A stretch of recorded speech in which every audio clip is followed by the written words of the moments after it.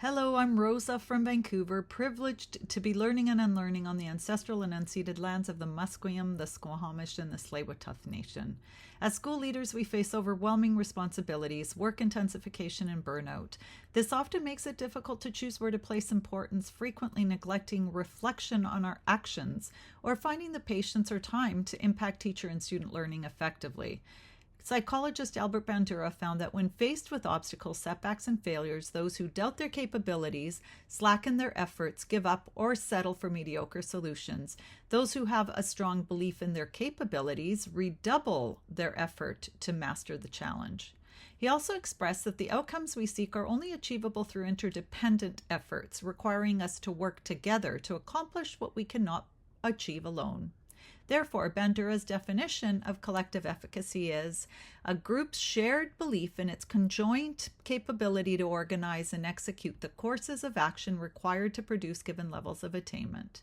That's where we need to spend time and effort. My problem of practice is that school leaders lack professional learning to foster collective efficacy, which impacts teacher and student learning. As an educational consultant, I ask myself, how can I support school leaders in building their leadership capacity for collective efficacy to lead for school improvement? Imagine a future where every school leader believes in and understands collective efficacy, where every leader possesses the leadership moves necessary to organize and execute the course of action required to produce desired results. I am the sole proprietor of a small educational consulting business. I select clients primarily in BC where my problem of practice is focused.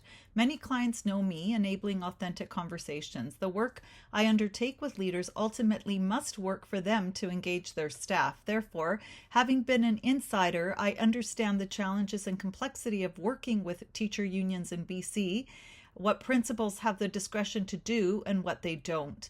Being an insider, while at the same time being an outsider, positions me within my POP.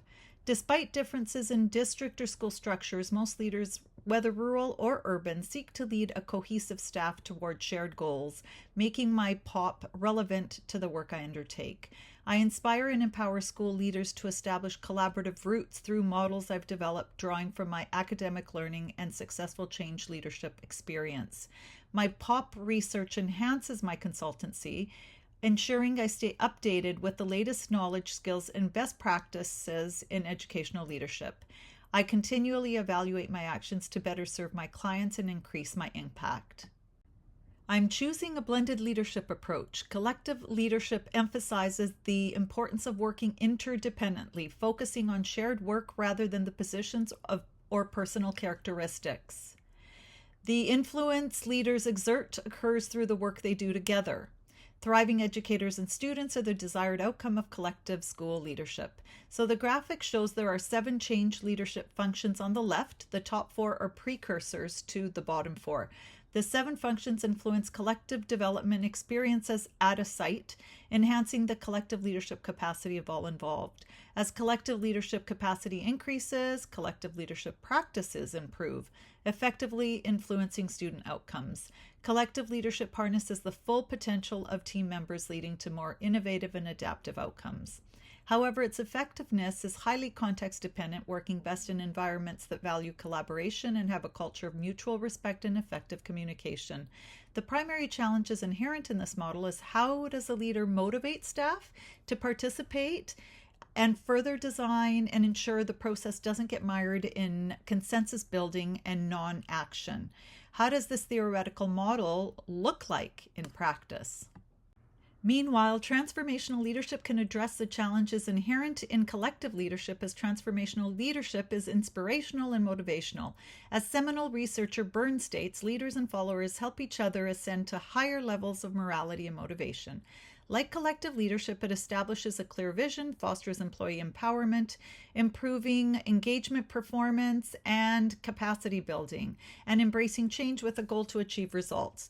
While transformational leadership can be seen as too leader-centric at times, with the leader being a role model and having a huge role through idealized influence, It complements collective leadership, which may be too follower-centric.